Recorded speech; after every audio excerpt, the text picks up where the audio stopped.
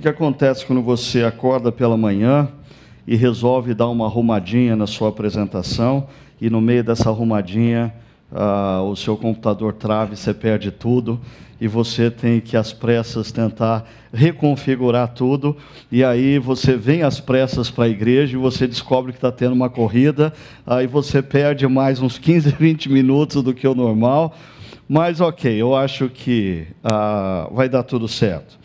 Muito bom estar aqui com vocês nessa manhã. Bom também estar com o pessoal que nos acompanha sempre pela internet. Que Deus esteja nos abençoando profundamente na reflexão que nós teremos hoje. A gente está estudando essa série Não Pega Bem dizer que segue a Jesus, e hoje a gente vai falar sobre não pega bem dizer que segue a Jesus e ser mascarado ou exibido, ou mascarado e exibido. Eu queria começar dizendo para vocês que eu tenho plena convicção de que a grande maioria das pessoas que acabaram de escutar esse tema acham que elas não têm nada a ver com isso, porque, é claro, assim, nós não somos mascarados e exibidos. Ser mascarado, ser exibido é coisa assim de jogador de futebol, de modelo, de ator ou atriz de Hollywood. Nós não somos exibidos, nós não somos mascarados, nós somos pessoas, afinal de contas, nós somos discípulos de Jesus. E discípulos de Jesus não são exibidos ou mascarados. Concordam comigo? Concordam ou não? O problema é que não existe nada mais perigoso do que essa característica do ser exibido, do ser mascarado, quando associada à prática da religião. Existe um perigo muito grande no orgulho espiritual, no orgulho religioso, muito grande, muito grande. Por exemplo, existem pessoas que mas eu vou deixar bem claro, algumas inconscientemente, mas eu espero que essa reflexão traga à tona o que é inconsciente para o consciente. Algumas pessoas, elas no fundo se orgulham da sua ortodoxia teológica. Elas se orgulham de lerem pensadores profundos, elas se orgulham de terem lido o que outras pessoas ainda não leram. Elas se orgulham de já terem lido as Institutas de Calvino. Elas se orgulham de já ter feito um curso de teologia, mesmo que à distância. Os outros pobres mortais não fizeram um curso de teologia. Elas se orgulham de pertencerem a uma classe teológica reformada, caracterizada pelo pensamento e pela tradição puritana. Coitado dos outros que nem sabem o que isso quer dizer. Existem pessoas que se orgulham dos seus cargos e funções eclesiásticas. Assim, nos mais variados meios eclesiásticos, quer sejam presbiterianos, quer sejam batistas, metodistas, luteranos, católicos romanos. Existem pessoas assim que, quando chegam num ambiente, elas se colocam em pé e dizem: eu sou o diácono da primeira igreja batista, ou da primeira igreja presbiteriana, eu sou o presidente do sínodo, eu sou o presidente do presbitério. Sutilmente as pessoas começam a ter orgulho da posição que elas ocupam, ou então existe o orgulho da própria vida moral, e aqui a gente começa a entrar em algumas coisas interessantes, porque não é errado você ter uma vida moral reta, não é errado você ser eticamente correto, mas a linha é muito tênue entre você ser isso e você gradativamente começar a achar que você é melhor do que os outros, porque você é e os outros não são. Existe o orgulho do tempo dedicado à Bíblia e oração. Mais um item muito importante. Todo discípulo de Jesus, deixa eu repetir isso, todo discípulo de Jesus deve passar diariamente um tempo aos pés de Jesus, lendo a palavra e orando. Não existe problema nenhum nisso, não existe pecado nenhum nisso. O problema é quando isso começa a colocar na minha mente, no meu coração, uma espécie de paradigma, de medição, quão melhor eu sou do que o outro. Na última semana eu tive um tempo de 2 horas de leitura da palavra por dia. Eu tenho orado, inclusive, por você, cerca de 1h30 por dia. Eu estou desempregado, por isso eu tenho tempo para essas coisas, mas você, quando estava de férias, não fez isso. Né? O quê? Você só lê 10 minutos a Bíblia por dia? O quê? Você passou dias da semana sem ler a palavra? A prática da devoção é algo bom. No entanto, sutilmente pode se tornar a base de orgulho. Aqui está um outro item. Pessoas que se dedicam à ajuda dos menos favorecidos. Pessoas que se dedicam aos pobres. Quer financeiramente, quer dedicando tempo a uma organização que se dedica ao pobre. Eu diria, existem pessoas que, inclusive, por terem uma profunda compaixão do pobre, por terem uma profunda afeição ao trabalho com o pobre, começam até a se privar de determinadas coisas e começam a não investir na sua própria vida, na sua própria aparência, na sua própria vestimenta, no seu próprio carro. Por quê? Porque ele se importa com o pobre. E você olha essa pessoa e você diz, que pessoa humilde. Mas talvez você não saiba, ela tem um profundo orgulho da humildade dela. Ela tem um profundo orgulho dela não ser orgulhosa e vaidosa como outros. Ela tem um profundo orgulho de ter um carro velho, de usar roupa velha, porque ela se dedica aos pobres e ela ama os pobres, enquanto os outros pecadores não fazem isso. Perceba, existe uma linha muito tênue na caminhada cristã entre a virtude e o pecado. Você já parou para pensar nisso? Por exemplo, você veio essa manhã aqui. Isso é uma virtude. Porque estar na comunidade cristã aos domingos, adorando a Deus, ouvindo a palavra de Deus, é uma virtude. Mas você pode ter vindo aqui hoje para que ninguém te incomode durante a semana, dizendo que você não apareceu, que você não cumpriu sua responsabilidade, você estava na escala e não veio. Ou o pastor de campo não ligue para você na segunda-feira dizendo, o que você estava fazendo? E você não quer dizer para ele que você ficou dormindo.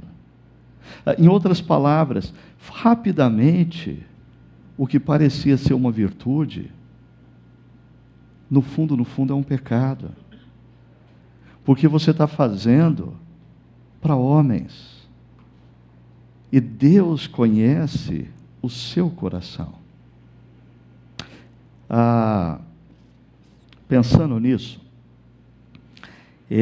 me veio à mente um filme antigo, não era nem da época do HD, então eu vou mostrar um trecho do filme, você vai ver que a qualidade não é tão boa, tenham paciência, jovens.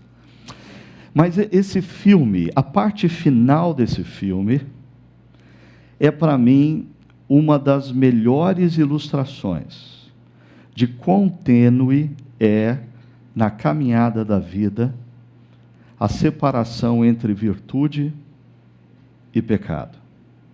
O trecho do filme que eu vou mostrar é do filme Advogado do Diabo, no qual um jovem advogado, promissor, que nunca havia perdido um só caso e que estava sendo assediado e convidado para ser advogado numa das maiores e melhores empresas de advocacia de Nova York, está defendendo um sujeito e num intervalo da sessão do tribunal, ele descobre que aquele sujeito que ele defendia era culpado. Era culpado de assédio sexual, de abuso a uma adolescente, entre outras coisas. E ele volta e ele tem que tomar uma decisão. Olha o que acontece nesse trecho desse filme, O Advogado do Diabo. Presta atenção. What are you doing, baby? You okay? I am now. All rise. The Honorable Judge Dawson D. preside. Please be seated. You're still under oath, young lady. You're a witness, Mr. Lomax.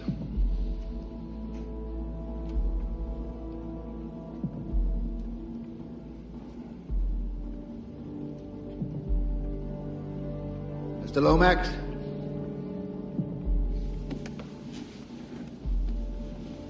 Your Honor, I'm terribly sorry,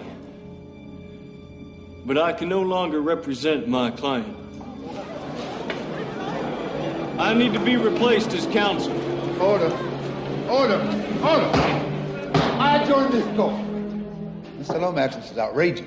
Are you aware of the consequences of this action? I am, sir. I want to see both attorneys in my chambers immediately. I'm going to adjourn this trial until 9 a.m. tomorrow morning. I trusted you to defend me and you swore you would, Lomax. You're born for this. You just made the biggest mistake of your life. Baby, what are you doing? The right thing. I think the right thing. Oh, here they are. Are you gonna be disbarred? I don't know. Hey, Thank you. No comment. Hey, come on. Ain't fair to talk to them all at once. 8 o'clock tomorrow morning, press conference, right? Here, he ain't gonna talk to you now. 8 o'clock tomorrow morning. Neil? That's it. This story, this is the one, pal. This is the one you dream There about. is no story. Bullshit! A lawyer with a crisis of conscience? You gotta be kidding. It's huge. They're gonna disbar me, Larry. Right about that. Wait a second. Can they do that? Not when I get through with the story. We gotta talk, Kevin. You gotta give me an exclusive. This is wire service. This is 60 minutes. This is a story that needs to be told. It's you. You're a star.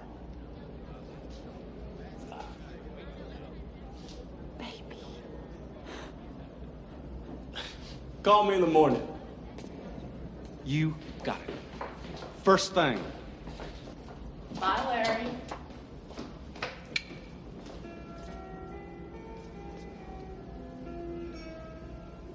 Vanity. Definitely my favorite sin.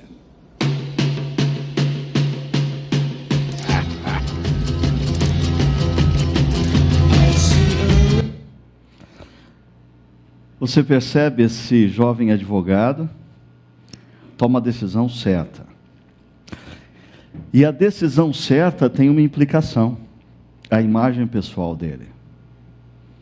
Ele ia perder com aquela decisão. Mas logo em seguida aparece uma oportunidade dele se tornar uma grande celebridade e a história dele ser conhecida por todos, porque ele foi um jovem advogado promissor capaz de sacrificar a própria imagem para fazer o que é certo.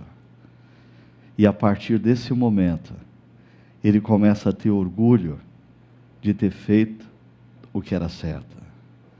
Percebe a linha tênue que nos separa entre a virtude e a vaidade? Você serve na comunidade cristã, isso é uma virtude. Mas qual que é a sua motivação? Você serve os pobres, isso é uma virtude. Mas qual a sua motivação? Você é uma pessoa honesta e dedicada à família. É uma virtude. Mas qual a sua motivação? Veja só. Hoje nós vamos trabalhar o texto de Mateus capítulo 6, do verso 1 ao verso 18. Aqueles que querem estudar profundamente a palavra, eu recomendo que você tome nota desse texto, porque eu não vou lê-lo por inteiro, eu só vou fazer menção de alguns trechos dele, e eu acho que durante a semana você deve voltar a ele e estudá-lo mais exaustivamente. Mas esse texto começa com um problema. Brilhar ou não brilhar? Eis a questão.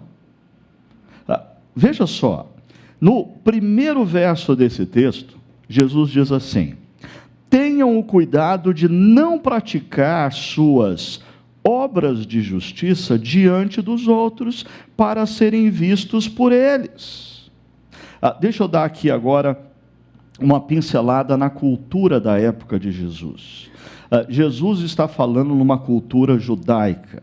Na cultura judaica, o padrão de religiosidade acima da média era mantido por um grupo chamado de fariseus. E para os fariseus, 3 coisas eram muito importantes, eram como alicerces na construção de uma vida piedosa, de uma vida agradável a Deus. Primeira coisa, dar esmolas. Em outras palavras, exercitar a misericórdia. Segundo, orar. Em outras palavras, exercitar a devoção. Terceiro, jejuar.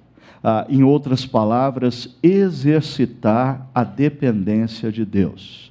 Então, na mente da religiosidade da época, daqueles que ouviam Jesus, essas 3 coisas funcionavam como as obras de justiça, os alicerces sobre os quais eles deveriam construir uma vida piedosa. E Jesus está dizendo assim: olha, tenham cuidado de não praticar suas obras de justiça diante dos outros, para serem vistos por eles. Ou seja, cuidado para não jogar para a torcida, cuidado para você não fazer o que você faz, porque as pessoas estão olhando. Você fazer o que você faz com medo do que as pessoas vão pensar de você. O problema disso é que a gente já estudou em Mateus 5,16, Jesus dizendo algo que parece contraditório a isso que ele está dizendo. Olha o que Jesus diz em Mateus 5,16: assim brilhe a luz de vocês diante dos homens, para que vejam as suas boas obras e glorifiquem ao Pai de vocês que está nos céus. Então, em 5,16, Jesus diz que as boas obras de vocês brilhem diante dos homens. Em capítulo 6, verso 1, Jesus diz: cuidado para que as obras de justiça de vocês não sejam vistas pelos homens. Deixa eu mostrar isso para vocês através de um quadro. Olha só, em Mateus capítulo 5, verso 26, Jesus começa com um imperativo: brilhe, brilhe, brilhe. É um imperativo para você brilhar na sua vida. Mas no capítulo 6, verso 1, Jesus diz: tenham cuidado de não praticar. Aí olha só, volta para o verso 16 do capítulo 5, Jesus diz: brilhe a luz de vocês. Capítulo 6, verso 1, Jesus diz: tenham cuidado de não praticar suas obras de justiça. Olha a semelhança agora aqui, diante dos homens, diante dos outros. E a semelhança continua. Capítulo 5, para que vejam as boas obras. Capítulo 6, para serem vistos por eles. A diferença é que o capítulo 6, verso 1, agora tem um ponto final. Acabou a ideia. E o capítulo 5, verso 16, tem uma frase ainda. E glorifiquem o Pai de vocês. E aqui não existe essa frase. Então, a questão na vida não é você não viver uma vida de destaque na sua profissão, você não ter preocupação em fazer o que é certo, em ajudar pessoas, porque senão as pessoas vão perceber você e você não vai estar ouvindo o que Jesus disse no capítulo 6, verso 1. Não. A grande questão é a motivação. Para quem você faz? Para quem você faz? Um outro filme antigo, Carruagem de Fogo, mostra aquele corredor da Olimpíada de Paris de 1930, correndo. Posteriormente ele se tornou missionário na China e no seu diário ele escreve para sua irmã dizendo: quando eu corro, Deus sorri. Para mim, isso é icônico. Você deve fazer o que você faz com excelência, você deve viver com excelência, você deve viver com ética, você deve ser uma pessoa misericordiosa. A grande questão é, você é um holofote que com as suas obras você ilumina o Pai Celeste, ou você é um outdoor que é o alvo do holofote? Você faz para que as pessoas te percebam, ou você faz para que as pessoas percebam o seu Pai Celeste? No capítulo 5, Jesus está nos dizendo: cuidado com a omissão. Cuidado para você não viver para a glória de Deus. Cuidado para você não estabelecer uma vida medíocre. Cuidado para você não ser uma pessoa como qualquer outra. Cuidado para não existir diferença nenhuma entre a sua ética e a daquele que não me segue. Cuidado com a omissão. No capítulo 6, Jesus está falando: cuidado com a sua motivação. Cuidado com a sua motivação.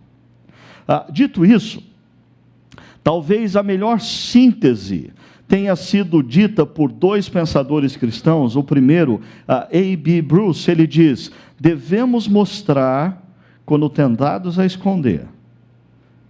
Nós devemos mostrar a nossa virtude, as nossas boas obras, a nossa ética, a nossa excelência, quando a gente é tentado a se omitir. E devemos esconder quando tentados a mostrar. Quando você tira aquela foto para colocar no Facebook, você diz: não pega bem. Eu vou fazer isso para me autoglorificar. Eu vou fazer isso para jogar luzes em mim, e não em Jesus. E não em Jesus. John Stott também resume bem isso dizendo: nossas obras devem ser públicas para que nossa luz brilhe. Nossa devoção deve ser secreta para não nos vangloriarmos dela. Lindo. Lindo. Nossas obras devem ser públicas. As nossas obras de bem, a nossa ética, a nossa excelência no trabalho, para que todos os homens vejam e glorifiquem a Deus. Nossa devoção deve ser privada, secreta, para a gente não cair no orgulho. E quais são as práticas secretas das quais Jesus menciona nesse texto. O primeiro delas, o exercício da misericórdia, e ele fala do dar esmolas. Segunda delas é o exercício da devoção, e Jesus fala da oração. Terceira delas é o exercício da dependência, e Jesus fala do jejum. Agora, veja só, nessas 3 obras de justiça, ou nesses 3 exercícios, nessas 3 práticas secretas, Jesus vai ter uma abordagem padrão. Você pode ler os 3 trechos que estão lá no capítulo 6 e você vai perceber a exatidão como Jesus raciocina. Ele fala sobre a expectativa que ele tem, a expectativa de Jesus, a motivação errada em fazer, a motivação certa em fazer e as recompensas. Só em uma das obras ou em um dos exercícios, Jesus quebra esse esquema. É quando ele fala da oração, porque Mateus aqui inclui a conhecida oração do Pai Nosso ou a oração do discípulo nesse texto. Eu não vou tratar sobre a oração do Pai Nosso, mas se você quiser uma série de reflexões baseada na oração do Pai Nosso, em julho e agosto de 2010, nós fizemos uma série de mensagens baseada na oração do Pai Nosso. Você pode acessar durante a semana e você pode se aprofundar nesse negócio, ok? Eu vou falar sobre essa estrutura de Jesus nessas 3 práticas: o exercício da misericórdia, o exercício da devoção e o exercício da dependência. Primeiro, qual é a expectativa de Jesus para com os seus discípulos? Se você pegar o texto, portanto, quando você der esmola, e depois ele diz, mas quando você der esmola, ainda no texto, Jesus diz, e quando vocês orarem, e um pouquinho abaixo, mas quando vocês orarem. Terceiro, ele diz, quando jejuarem, e depois ele diz, ao jejuarem. Deixa eu dizer uma coisa para você. Jesus começa o seu raciocínio dizendo que a sua expectativa é que os seus discípulos façam do exercício da misericórdia, do exercício da devoção, do exercício da dependência, uma prática de fato e constante na vida deles. Jesus não trata dessas práticas como uma opção ou como um opcional na caminhada do discípulo. Se ele assim o fizesse, ele teria usado uma frase condicional, ele teria dito, portanto, se vocês derem esmolas, ou se vocês resolverem orar, ou caso vocês decidam jejuar. Jesus não está dizendo isso. Jesus está dizendo, meus discípulos, todas as vezes que vocês orarem, porque eu espero que vocês sejam homens e mulheres de oração. Todas as vezes que vocês ajudarem alguém, por quê? Porque eu espero que o meu discípulo seja alguém misericordioso de coração. Todas as vezes que vocês jejuarem, porque eu espero que os meus discípulos exercitem a dependência. Jesus não está trabalhando com esses exercícios como opcionais. Ele está trabalhando como uma consequência direta, na qual ele espera que os seus discípulos façam isso. Agora, ele vai falar sobre a motivação errada.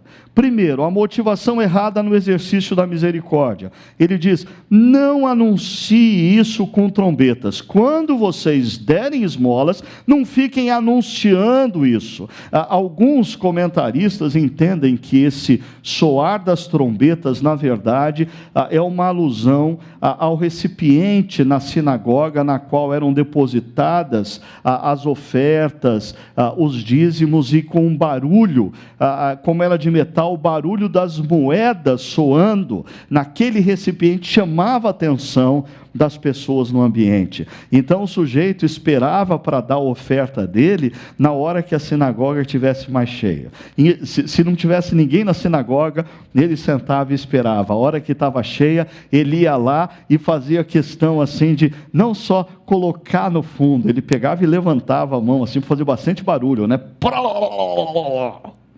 E todo mundo, nossa, quem que foi? Quem que foi?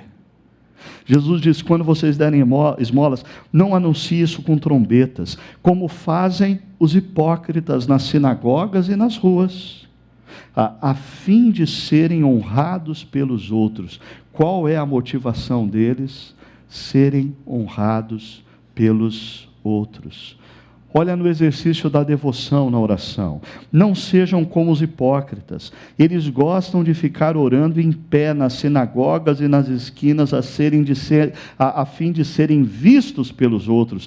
Qual é a motivação deles? Serem vistos pelos outros. Aqui um outro detalhe cultural. O judeu, nos tempos de Jesus, tinha o hábito de orar 3 vezes ao dia. Se você pegar a história do profeta Daniel, o profeta Daniel ora 3 vezes ao dia. Se você pegar o livro dos apóstolos, Atos dos Apóstolos, você vai perceber que na hora da oração, Pedro e João estavam subindo ao templo. Agora, esses 3 horários no dia, você pode programar a sua agenda. Se você vai orar 3 vezes ao dia, você pode programar a sua agenda de tal maneira que esse horário da oração seja o horário onde você vai estar no lugar mais tranquilo possível. Mas o que os fariseus faziam? Muito pelo contrário, eles calculavam a agenda deles para que no momento da oração eles estivessem na esquina, talvez mais agitada da cidade de Jerusalém, no canto da cidade onde tivesse mais pessoas. E aí eles paravam e passavam a orar, porque olha, eles, não importa o que eles estejam fazendo, quando dá hora de oração, eles param e oram, e aí as pessoas olham. E ainda, quando Jesus fala do exercício da dependência, ele diz, se vocês jejuarem, não mostrem com aparência triste, como os hipócritas, pois eles mudam a aparência do rosto, a fim de que os outros vejam que eles estão jejuando. Você percebe que a motivação, nos 3 exemplos, é que as pessoas me vejam, que as pessoas me notem, que as pessoas me admirem. Você pode estar fazendo a coisa certa com a motivação errada. E esses são só 3 exemplos, isso se aplica a muitas outras coisas na vida. Fazer as coisas certas com a motivação errada. Fazer as coisas certas sendo alvo do holofote e não sendo um holofote que ilumina o Deus Pai, a fonte da vida, o meu Redentor, aquele que tem feito a obra na minha vida e me capacitado a toda boa obra. Você deve ter notado que Jesus usa por 3 vezes esse termo hipócrita. Notou? Não como fazem os hipócritas nas sinagogas, não sejam como os hipócritas, não mostrem uma aparência triste como os hipócritas. Quem são os hipócritas? A palavra hipócrita, Jesus resgata do termo grego, que era atribuído ao artista no teatro grego. E o artista no teatro grego, ele desempenhava diferentes papéis, mudando a máscara. O mesmo artista na peça, ele desempenhava diferentes papéis, mudando a máscara que ele tinha sobre o rosto. E Jesus pega esse conceito do artista grego, que era chamado de hipócrita, e vai dar esse conceito uma conotação negativa que até hoje nós usamos, dizendo: não façam como estes que fazem o que é certo para terem o aplauso das pessoas, que fazem o que é certo exteriormente, com máscaras, porque a motivação do coração não é boa. O meu discípulo faz o que é certo, preservando e cuidando do coração. Não é deixar de fazer o que é certo para não ser confundido com os hipócritas. É consertar a motivação do coração e continuar fazendo o que é certo. Então, Jesus nos fala da motivação certa.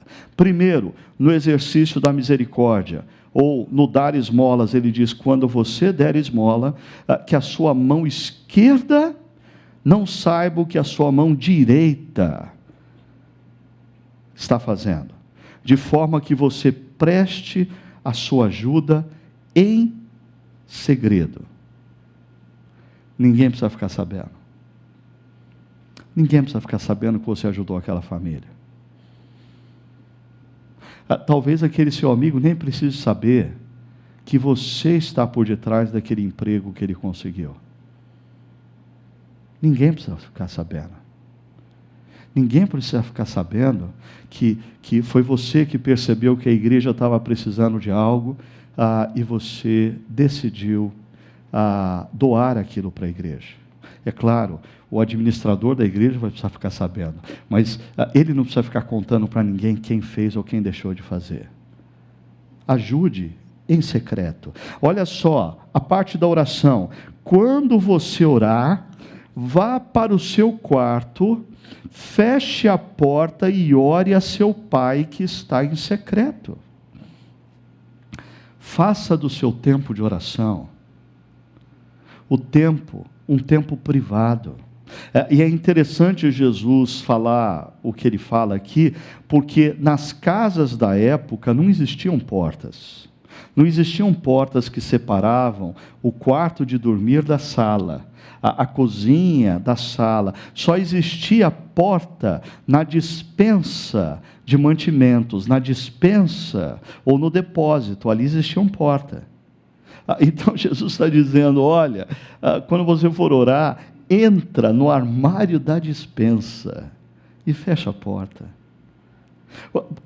O que Jesus está querendo dizer é o seguinte: coloca no seu coração uma coisa, o importante não é que os olhos dos homens estejam sobre você, o importante é que os olhos de Deus estejam sobre você.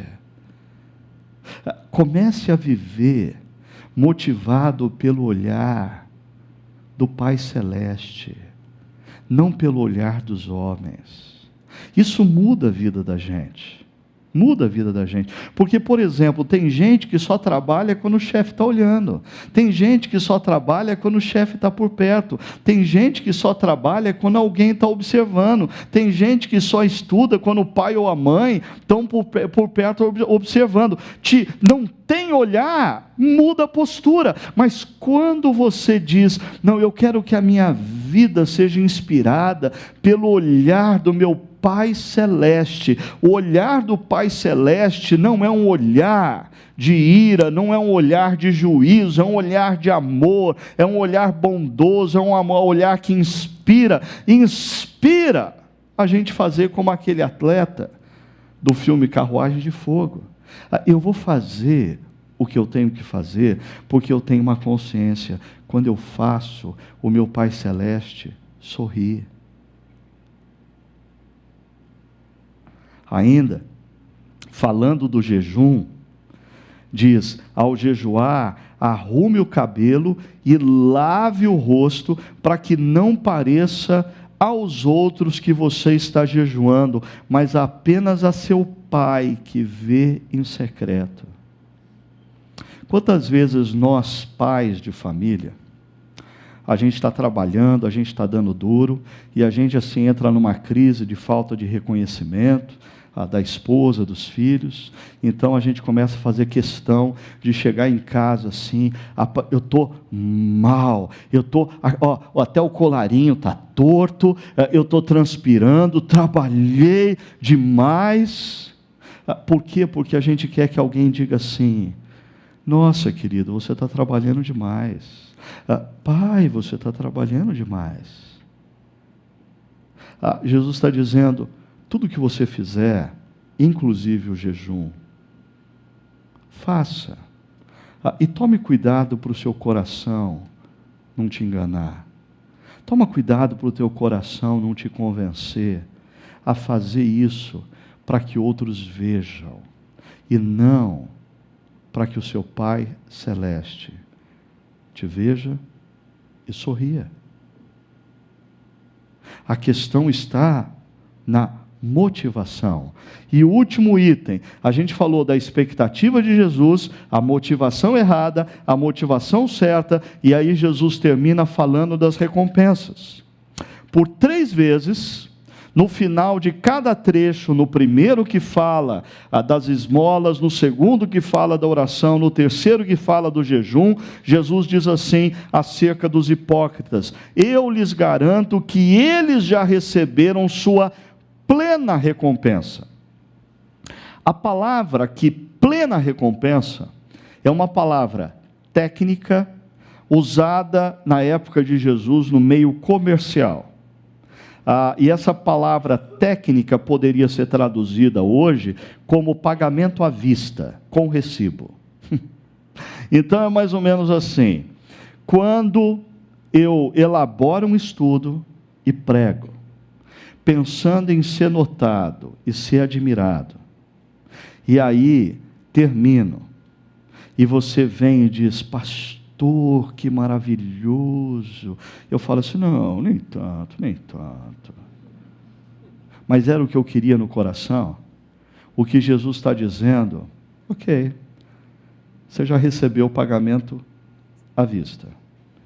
Comigo você não tem mais nada para receber. Você não tem mais nada para receber acerca do que você fez na eternidade.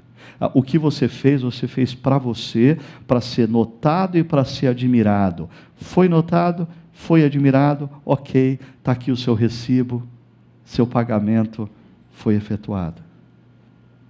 Agora, olha que interessante, Jesus também fala daqueles que exercitam a misericórdia, que exercitam a devoção, que exercitam a dependência em secreto, debaixo dos olhos do Pai. A frase se repete por 3 vezes: e seu Pai, que vê o que é feito em segredo, o recompensará.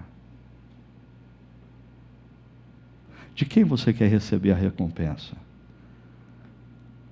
Dos homens que te veem ou do Pai Celeste? Em 1 Coríntios capítulo 3, o apóstolo Paulo cria uma imagem que talvez fique fácil para a gente compreender o que Jesus está querendo dizer aqui.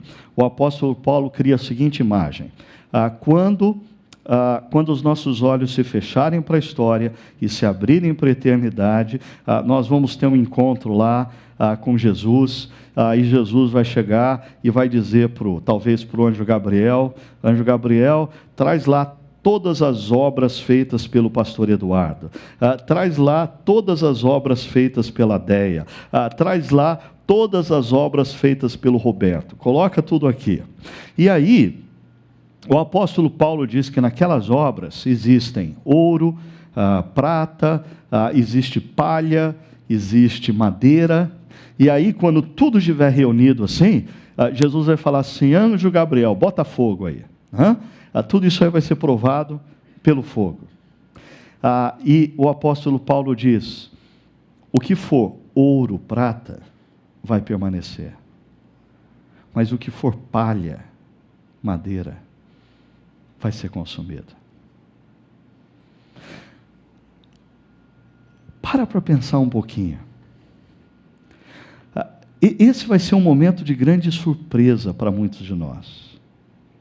Porque talvez existam pessoas que você admira, pastores, pregadores, líderes, gente que tem grandes ONGs, se dedicam aos pobres com grande intensidade, e você acha que a recompensa dessas pessoas diante de Deus vai ser enorme. Mas o que o apóstolo Paulo está dizendo é que se essa pessoa fez o que fez, porque tinha gente olhando, fez o que fez, porque ele queria ser notado e admirado, quando for provado pelo fogo, tudo palha, madeira, sobra só um carvãozinho.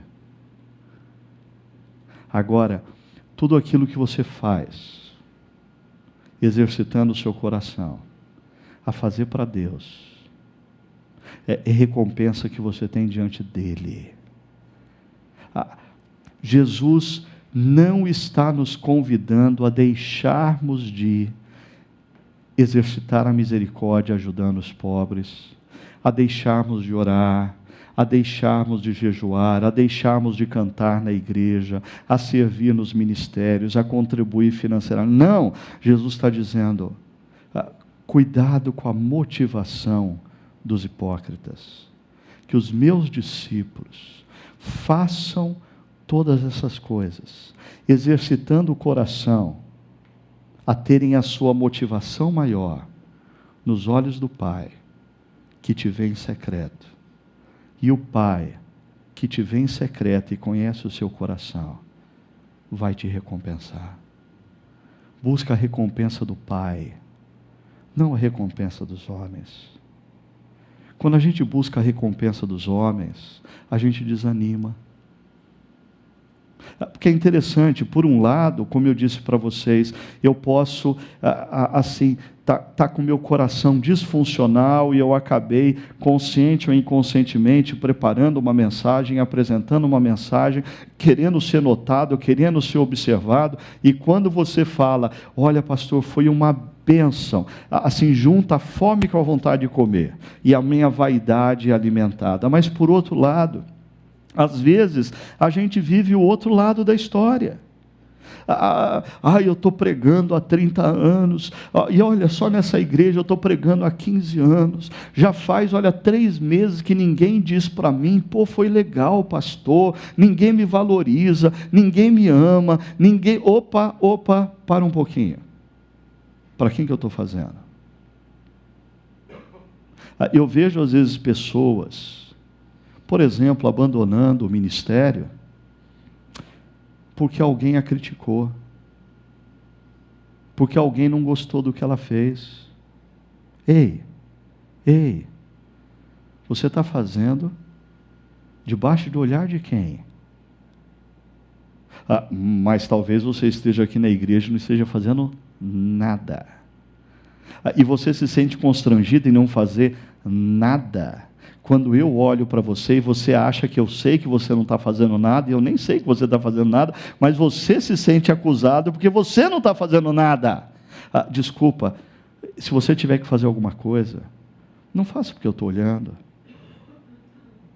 Faça porque o Pai Celeste tem os seus olhos em você. Faça como fruto do amor a Ele. Terminamos. Primeiro, através da generosidade, exercite a misericórdia no seu coração. Você só se torna uma pessoa misericordiosa se você exercitar a generosidade. Não adianta você falar assim, Deus, faça de mim alguém mais generoso. Não, comece a dar, seja mais generoso, dê mais do seu tempo às pessoas, dê mais dos seus recursos financeiros para as pessoas, e isso exercita o seu coração a se tornar mais misericordioso. Através da oração, exercite sua devoção a Deus. Tempo diário de oração, tempo diário de leitura da palavra. Gente, nós somos uma geração que a gente diz que não tem tempo para ler a palavra, para orar. Mas como a gente tem tempo para ficar no Facebook, como a gente tem tempo para acompanhar tudo quanto é seriado de TV. Ontem alguém estava me dizendo que um grupo de adolescentes aqui na nossa comunidade, elas fizeram um compromisso entre elas. O compromisso é alguma coisa assim, sem devoção, sem redes sociais. Em outras palavras, enquanto elas não têm o tempo de devoção, elas não entram nas redes sociais, colocando as coisas certas no lugar certo. Primeiro Deus, depois os outros. Ainda, através do jejum, exercite sua total dependência dele. Eu sei, alguns de vocês vão dizer assim: pastor, eu queria saber mais sobre o jejum. Ok, marque um tempo para você conversar com um pastor de campo essa semana, para você entender mais o jejum. Mas, de maneira muito prática, o jejum é uma forma de você se abster de determinadas coisas para se concentrar naquilo que realmente importa, a relação com Deus. Para muitos, a alimentação é uma distração. Para outros, como eu acabei de dizer, eu fico pensando para outros aqui o que seria pior.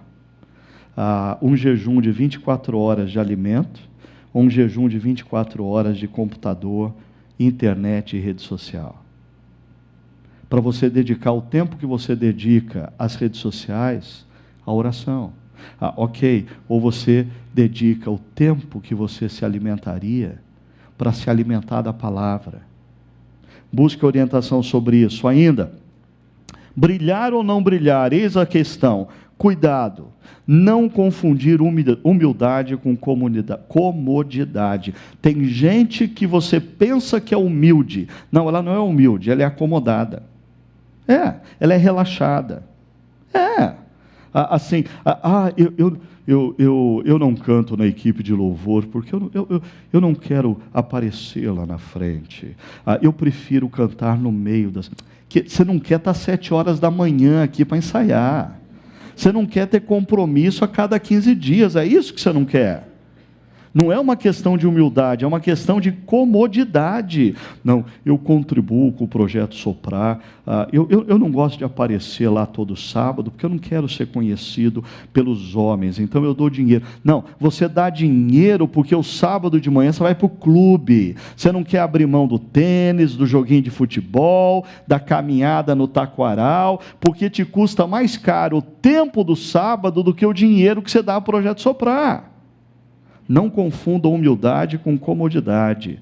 Brilhe para a glória de Deus. Jesus não está dizendo, deixem de brilhar. Jesus está dizendo, brilhem para o Pai.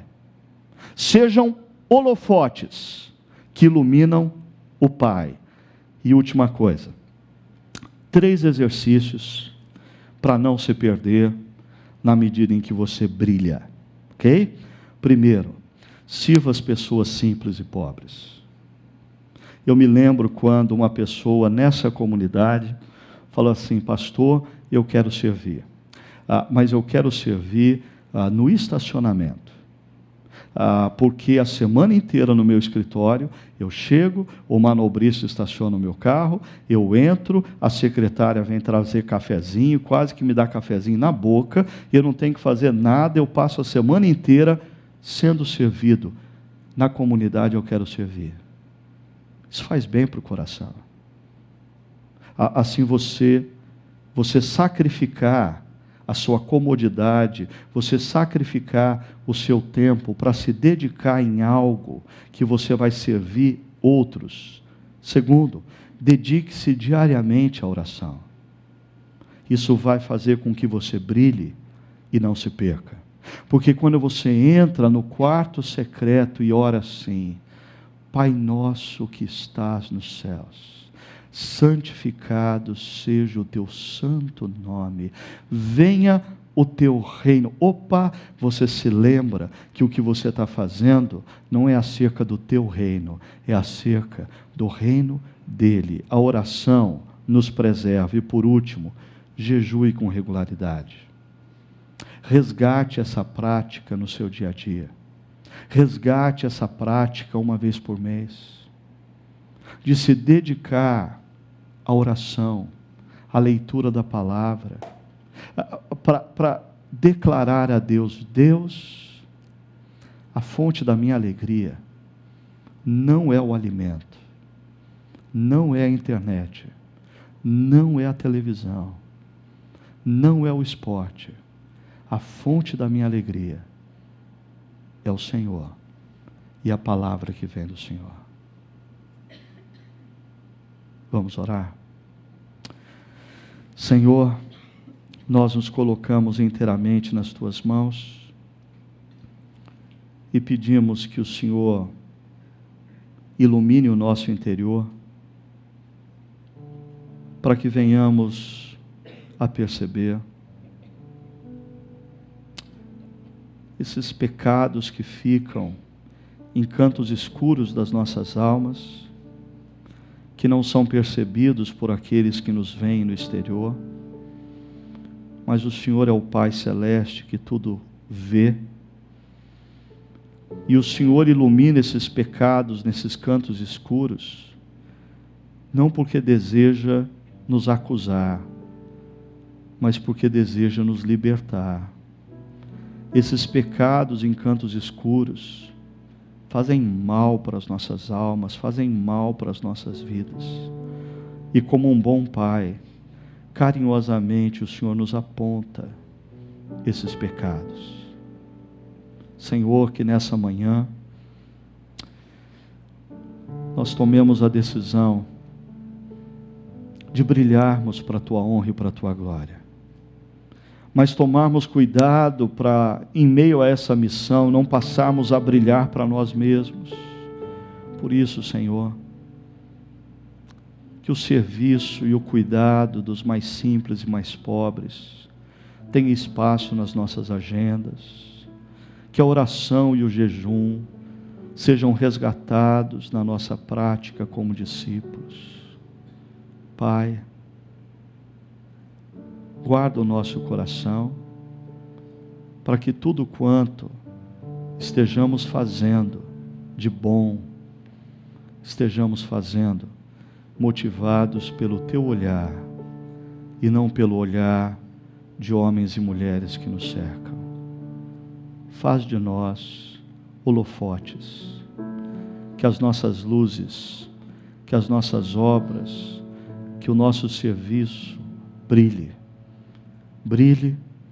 para iluminar o Senhor, e que homens e mulheres possam reconhecer no Senhor a fonte de tudo que está acontecendo nas nossas vidas e histórias. Nós oramos em nome de Jesus. Amém, Senhor.